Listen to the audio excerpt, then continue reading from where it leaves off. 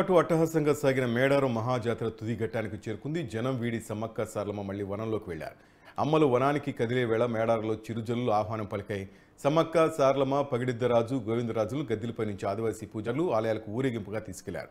జాతర ప్రాంగణంలోని విద్యుత్ దీపాన్ని ఆర్పేసి వెన్నెల కాంతిలో గద్దెల వద్ద తుది పూజ నిర్వహించారు. ఈ మహాఘట్టాన్ని తిలకించేందుకు భక్తులు పెద్ద ఎత్తున తరలివచ్చారు. తక్కువ సమయంలోనే జాతరకు ఏర్పాట్లు చేశామని మంత్రి సీతక్క అన్నారు.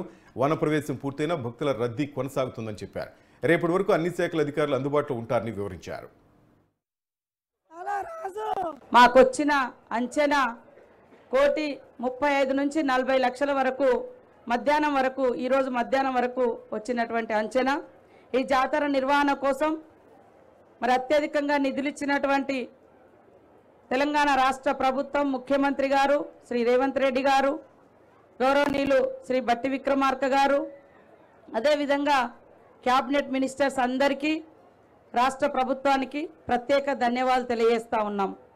అదేవిధంగా ఇక్కడ దాదాపుగా 2 నెలల నుంచి ములుగు జిల్లా అధికారులకు మరి మేమొచ్చి 75 రోజులే అవుతుంది మా గవర్నమెంట్ ఫామ్ అయ్యి, మరి నిధులు తీసుకొచ్చుకొని 60 రోజులు టెండర్లు తర్వాత ఇతరత్ర ప్రక్రియ మొదలుపెట్టి 45 నుంచి 50 రోజుల టైం.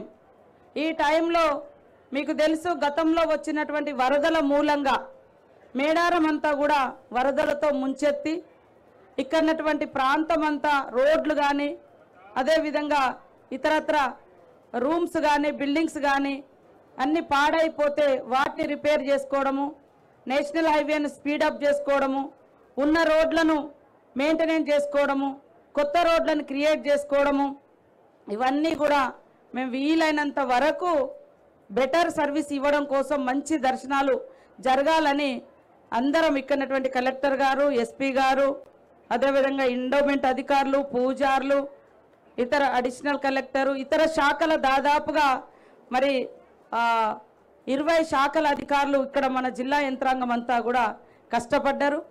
వారందరికీ కూడా పేరు పేరున హృదయపూర్వక నమస్కారం.